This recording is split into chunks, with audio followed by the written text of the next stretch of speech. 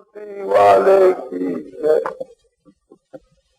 स्वभाव के विषय में कुछ कहा जाता है। मनुष्य का जो स्वभाव है ये बदला तो जाता है किंतु थोड़ा कठिन है। किसका क्रोध का स्वभाव पड़ जाता है, किसी का लोभ का स्वभाव पड़ जाता है, किसी का एक प्रकार से काम का स्वभाव पड़ जाता है। स्वभाव के वहां अनेक प्रकार के दोष होते हैं और सब दोषों से छूटने से मुक्ति होती है। तो स्वभाव का परिवर्तन जो है ईश्वर की कृपा से होता है। ये तो बड़ा ही मुश्किल है। हमने ये बात देखी है और वर्तमान में देख भी रहे हैं। आपका स्वभाव यदि खराब है तो आप चाहो तो उसका सुधार कर सकते हो और दूसरा कोई चाहे तो सुधार होना मुश्किल है। मैं ये चाहूं कि भी आपके स्वभाव का सुधार होना चाहिए और आप नहीं चाहते तो होना मुश्किल है। तो आपको यदि अपने स्वभाव के ऊपर संतोष है तब तो बस बड़ा है। और यदि आपकी धारणा में ये कि मेरा स्वभाव बहुत खराब है, इसकी मरम्मत होनी चाहिए, इसका सुधार होना चाहिए, तो आप इसका सुधार कर सकते। आपको कभी इसके विषय के बीच के निराश नहीं होना चाहिए कि हमारे स्वभाव का सुधार होगा ही नहीं। क्योंकि किसी कवि ने कहा है कि जिनका पया स्वभाव जाति जीव से नीमन मीठा हो सिंचो गुड़ घी से। इसका ये उत्तर है, परंतु इसका अर्थ बदलाया जाता है। इसका मतलब ये है कि जिनका जैसा स्वभाव पड़ गया वो मर्सी ना उसके साथ जैसी हो स्वभाव। जैसे नीम जो खारा होता है उसको घी और गुड़ से सींचा जाए नीम को तो वो खारा ही रहेगा, क्योंकि उसका स्वभाव ही खारा बने। तो इसलिए एक प्रकार से चाहे उसको कितना ही उपदेश करो, जैसे नीम मीठा होना मुश्किल है ऐसे उसके स्वभाव का सुधार होना मुश्किल है। ये दो आकार है। जो पूर्व पक्षी जो निराश हो चुका है स्वभाव के सुधारने के लिए, उसका ये वचन है इसका सुधार होना कठिन है, किंतु असंभव बात नहीं है। और हम लोगों को ये बात असंभव माननी भी नहीं चाहिए, क्योंकि हम लोग आशावादी हैं और आशावादी होना चाहिए। तो स्वभाव का सुधार होता है। इस दौर का भी तात्पर्य कठिनाई में है। कोई आदमी एक प्रकार से ऐसा नहीं मान ले कि हो ही नहीं सकती। हमने देखा है कि स्वभाव पर बड़ा भारी असर पड़ता है। नीच जो आदमी है उसके स्वभाव पर भी असर पड़ता है कि धर्मात्मा तो बात ही क्या है। महाभारत के बीच के वन पर में कथा आती। एक समय के बीच के दुर्योधन आदि चंडाल चौगड़ी ने, चारों को चंडाल चौगड़ी कहते थे, दुर्योधन दुशासन शकुनी और कर्ण, तो चारों का गुट था। इसको चारों को चंडाल चौगड़ी कहते। तो इन लोगों ने ये निश्चय किया कि पांडव लोग वन में इस समय में असहाय है, माने कोई भी बंग पास में मदद नहीं, न रुपयों की, न बल की, न सेना की, कुछ भी नहीं है। और बहुत दिन तक वन में रह करके उनका शरीर भी सूख गया है। ऐसे मौके में समझो कि अपनी सेना की चढ़ाई उनके ऊपर करते हुए और वहां उनको मार डालें तो हमारा राज सदा के वास्ते निष्कंटक हो जाए। सदा से उसका स्वभाव बहुत ही खराब था दुर्योधन का। किंतु ये जो हुक्म है तो राजसभा से ले लेना चाहिए, अटकोर से। कोई भी राजकार्य किया करते थे तो उसका हुक्म ले लिया करते। तो ये प्रस्ताव रखा सभा के बीच के भीष्म जी के सामने कि हम लोग घोष यात्रा के वास्ते वन में जाना चाहते हैं। घोष यात्रा का मतलब है पंचमी का मेला होता है और उसमें लोग गवां की सेवा के उद्देश्य को लेकर के गौशाला आदि में जाते हैं। इस प्रकार से थी, वहाँ कोई तिथि कायम नहीं थी। वह एक प्रकार से गौओं की सेवा के वास्ते, गौओं के दर्शन के वास्ते यात्रा करते, तो उसका नाम था घोष यात्रा। तो दुर्योधन चक्रवर्ती राजा थे, पृथ्वी के बीच के वहाँ उनका शासन था। चारों तरफ ही तो उनके वन और बगीचे थे, जगह जगह गाया थी। तो भीष्म जी ने कहा कि जिस दिशा के वहाँ पांडव लोग तपस्या कर रहे हैं, उस दिशा के वहाँ नहीं जाना और उसको छोड़ करके जहाँ तुम्हारी इच्छा वहाँ जाओ। बहुत से वन है, वनों के नाम से बड़े बड़े जंगल थे, काम्यक वन, आपने द्वैत वन। तो उन्होंने ये स्वीकार किया कि ठीक है, जिस वन के वहाँ पांडव रहते हैं उस वन में नहीं जाएंगे। सभा का ये अभिप्राय था कि एक प्रकार से ये अपना ऐश्वर्य ले जाकर उनको दिखाएंगे, तो एक प्रकार से उनके मन के बीच के में दुख होगा। ये तो समझा ही नहीं था कि वहां जाकर के उनको मारने के लिए जाते, तो जैसा अपना दिवस दिखाने के लिए जाते। उसके बाद वे एकांत में आकर उन्होंने फिर विचार किया कि ये जो भीष्म आदि जो बूढ़े हैं तो यूं ही बगते रहेंगे, अपने तो अपना काम बनाना है, अपना तो प्रयोजन ही एक प्रकार से समझो कि पांडवों को मारने के लिए जाना है। एक प्रकार से घोष यात्रा का तो निमित्त है, वो तो बहाना है। फिर जाकर क्या करेंगे, बोला कि किसी की बात मत सुनो, चलो चल दिए उस सब कि जहाँ पांडव लोग वास करते थे, उस वन में जाकर के मुकाम दिया या डेरा जमाया। जब इनका ये विचार एक प्रकार से जहाँ पांडव रहते वहां जाने का हुआ, तो देवता लोग मन की बात जान जाते हैं। इस बात से इंद्र इस बात को जान गए। इतना सोचा कि पांडव निर्दोष है और उनको ऐसा समझ के ये लोग अपने वन में जा रहे मारने के लिए, तो इसका उपाय करना चाहिए। तो अपनी राजसभा के बीच के वहां स्वर्ग में एक सब जो सभासद बैठे हैं उनके सामने बीड़ा रखा कि कोई है इस बीड़े को उठाने वाला। कि दुर्योधन को एक प्रकार से और उनके साथियों को बांध कर ले आवे और उनकी जो सेना है उसको एकदम नष्ट भ्रष्ट कर। तो चित्रसेन नाम का एक गंधर्व था कि जो अर्जुन के साथ उसकी दोस्ती थी, अर्जुन का मित्र था, उसने कहा कि मैं ये बीड़ा उठाता हूँ, मैं दुर्योधन से जाकर लड़ाई करूंगा और समझो कि खलबली मचा दूंगा, सेना को मैं मार डालूंगा, कितनी भाग जाएगी, जो बच के रहेगी उसको मैं बांध कर ले आऊंगा। तो चित्रसेन गंधर्वों की सेना को लेकर के वहां आप पहुंचा कि यहाँ दुर्योधन समझो कि आकर के डेरा लगाने वाला है, उसके पहले ही वो पहुंच गया। दुर्योधन का जो खूब बढ़िया जो तालाब है उसी पर उन्होंने डेरा डाल दिया और समझो कि उसमें स्नान पान करने लगे। अब दुर्योधन और भी आ गए तो वे थोड़ी दूर पर ठहरे।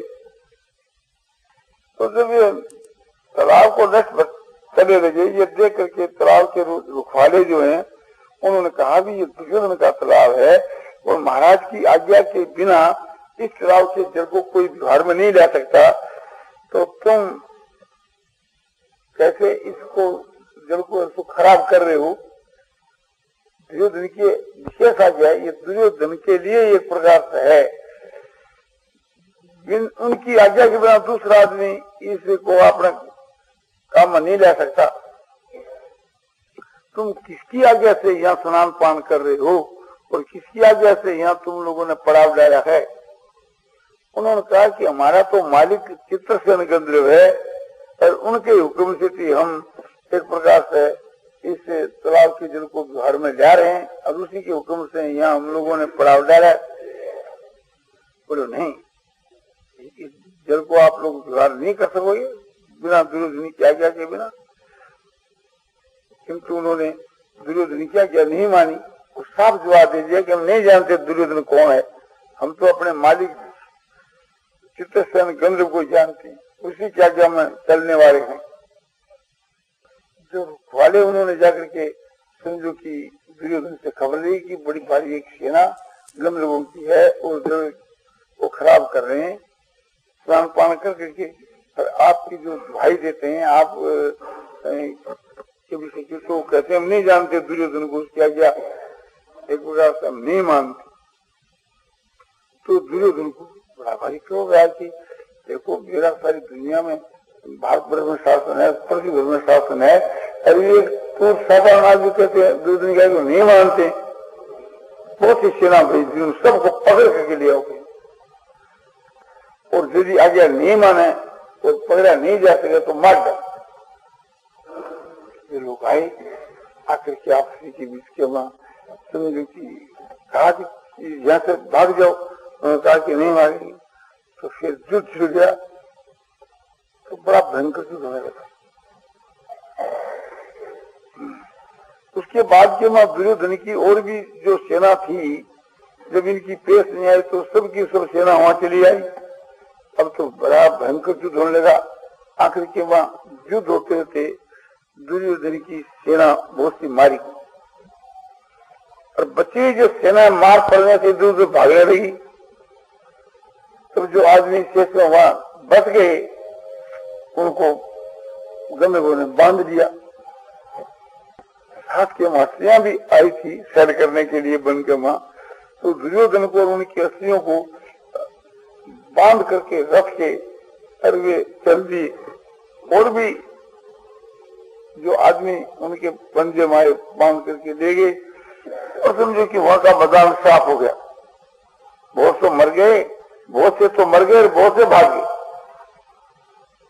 उसे भागे हुए मनुष्यों के बीच के वहां जो दुर्योधन का जो मंत्री है वो 5-7 आदमियों को, जो प्रधान आदमी उनको लेकर के महाराज युधिष्ठिर के पास में गए।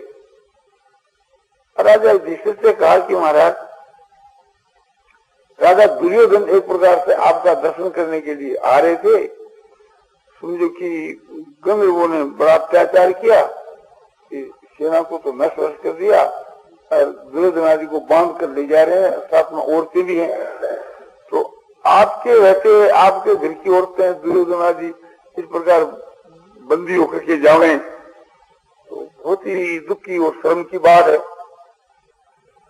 तो राजा युधिष्ठिर ने कहा कि भाई भीम, भाई अर्जुन, मैं यज्ञ की दीक्षा लेकर के और एक प्रकार से जग कर रहा हूँ, दीक्षा नहीं ली हुई थी तो मैं खुद जाता, किंतु मैं बीच में उठ नहीं सकता, इसलिए तुम जाओ और हमारे भाई दुर्योधन को छुटा करके जाओ।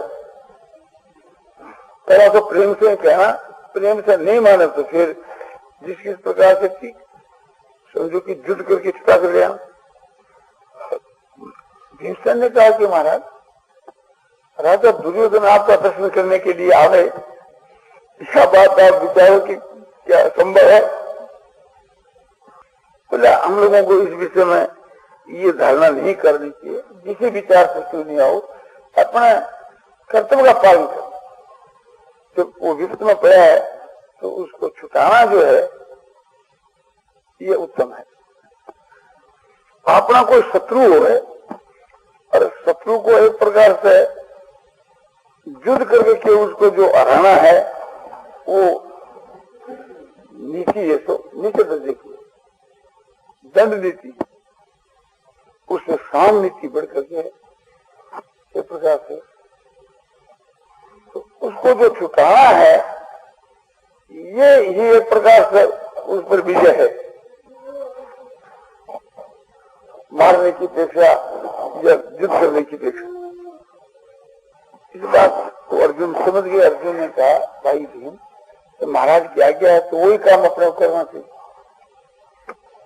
हाथ में अस्त्र लेकर के दुर्योधन के मंत्री से अर्जुन कह रहा कि मंत्री साहब, मैं आपके सन्मुख प्रतिज्ञा करता हूं कि जब तक दुर्योधन को छुटा करके मैं नहीं लाऊंगा तब तक हथियार अपने शरीर से नहीं उतारूंगा। अर्जुन की भीष्म की प्रतिज्ञा संसार में प्रसिद्ध थी। तो अर्जुन भीमसेन को साथ में लेकर के और वहां युद्ध के वास्ते चला। चित्रसेन की जो सेना है वो थोड़ी दूर गई थी और उन्होंने जोर से उनको नाड़ लिया और खड़े रहो ऐसा कहने लगे और वे भी ऐसा ठहरे। कौन आता है प्रतिपक्षी, बोले दुर्योधन को छोड़। उन्होंने हाथ भाव दिखाया कि भी हम लोग तो तुम्हारे उपकार के वास्ते इनको पकड़ के ले जा रहे हैं। तो बोले हमारे उपकार के वास्ते ले जा रहे तो हमारा उपकार छोड़ने में छोड़ दो। तो बोले छोड़ेंगे तो नहीं, क्योंकि इंद्र का हुक्म है कि उसको पकड़ के ले आओ। नहीं छोड़ोगे तो छोड़ना होगा, हम युद्ध करेंगे। तो चित्रसेन गंधर्व ने कहा कि एक प्रकार से तुम मुझको नहीं जानते, मेरा नाम चित्रसेन गंधर्व है। आपको मालूम है कि एक प्रकार से थी जब तुम हमारे से हार गए थे तो हमारे से तुम मित्रता करी थी, वही तो मैं चित्रसेन गंधर्व हूँ। अर्जुन ने हार तो क्यों गया था और तुमने मेरे से मित्रता करी थी, तो कोई बात नहीं, अब लड़ो। इस प्रकार से आप के वहां कड़ाकड़ी होकर के और घोर युद्ध से छिड़ गया। उस युद्ध के वहां आगे में चित्रसेन गंधर्व हार गए। चित्रसेन गंधर्व के हारे जाने पर चित्रसेन पर बड़ा असर पड़ा कि देखो राजा युधिष्ठिर भी धन्यवाद देने के योग्य है, हम उन लोगों के मित्र हैं और उनकी रक्षा के वास्ते इनके शत्रुओं को पकड़ के ले जा रहे हैं। जो कैसा स्वभाव है कि अपने शत्रु की पक्ष करके के मित्रों से लड़। तो उन्होंने कहा कि हम भी महाराज युधिष्ठिर के दर्शन करेंगे। तो संधि होगी, बोले चलो।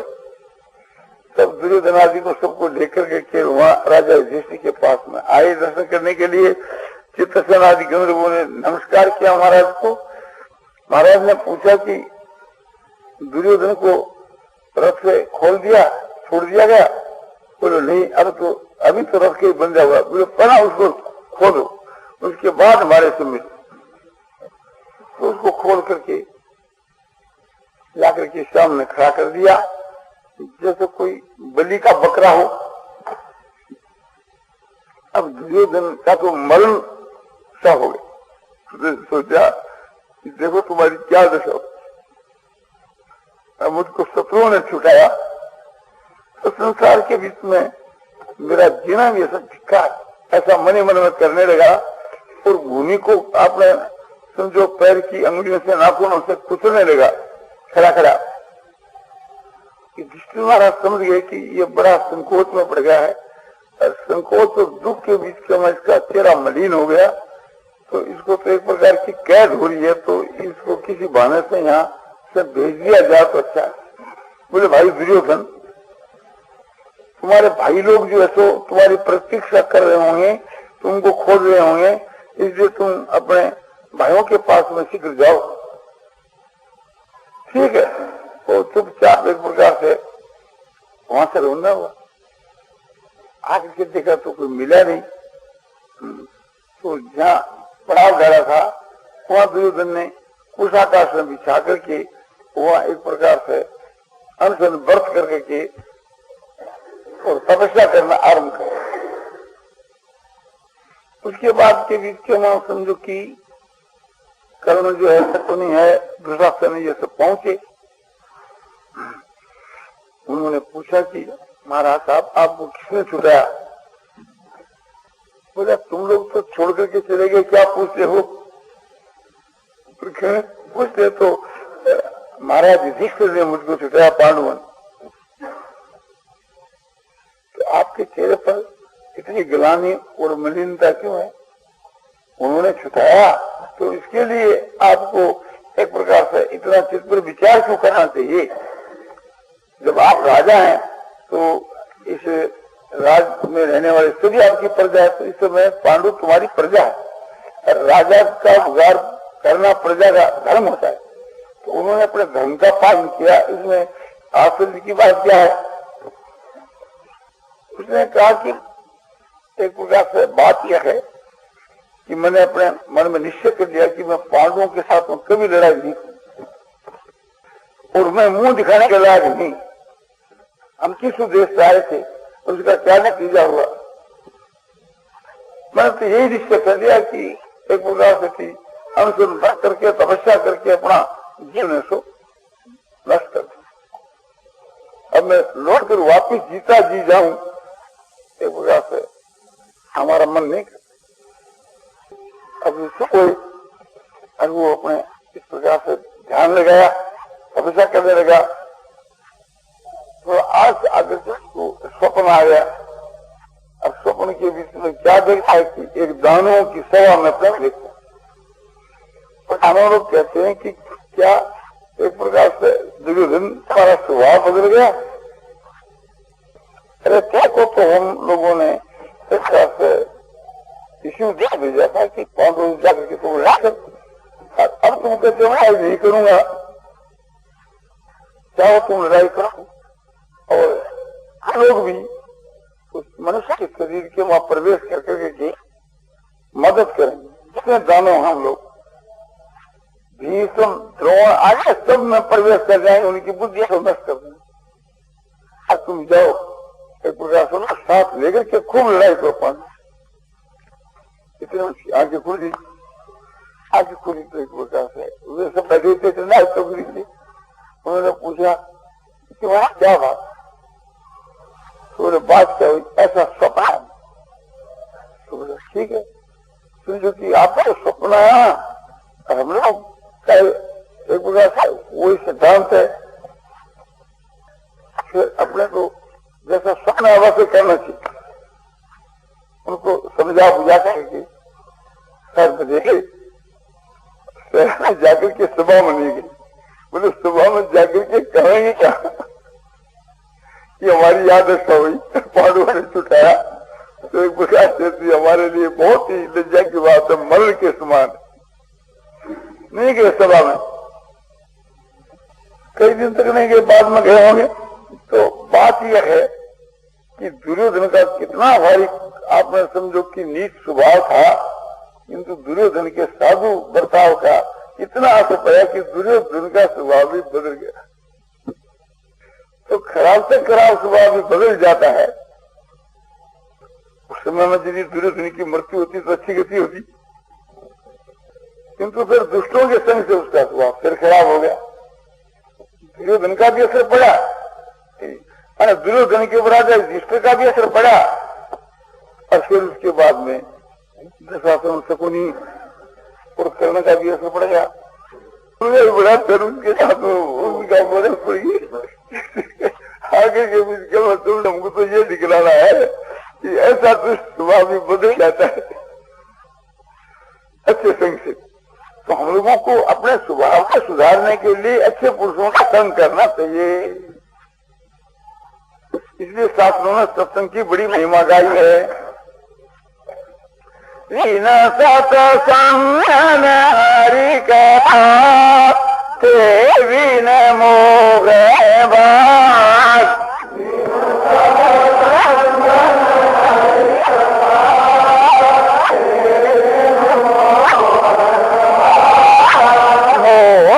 गए बिनु राम पद होशी न अनुराग।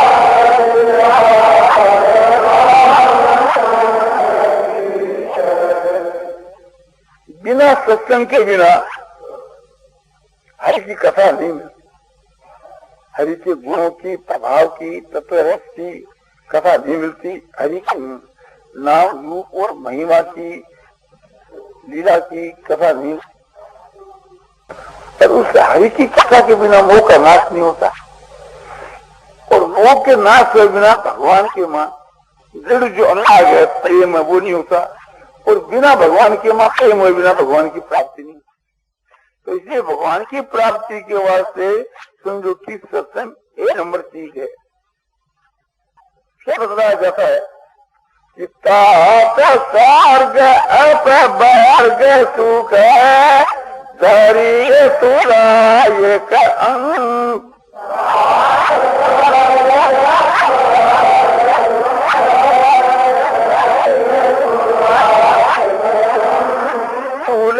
न ताही सकल मिली जो सुख लव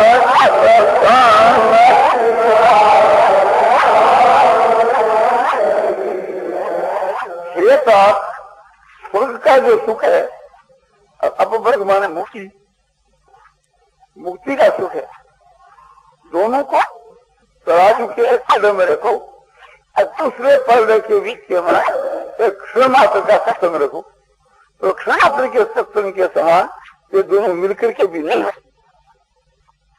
इस पर यह विचार करना चाहिए कि एक क्षण का हाथ है तो वो कौन सा है, तो सत्य परमात्मा का और परमात्मा जो सुन है उस सत्य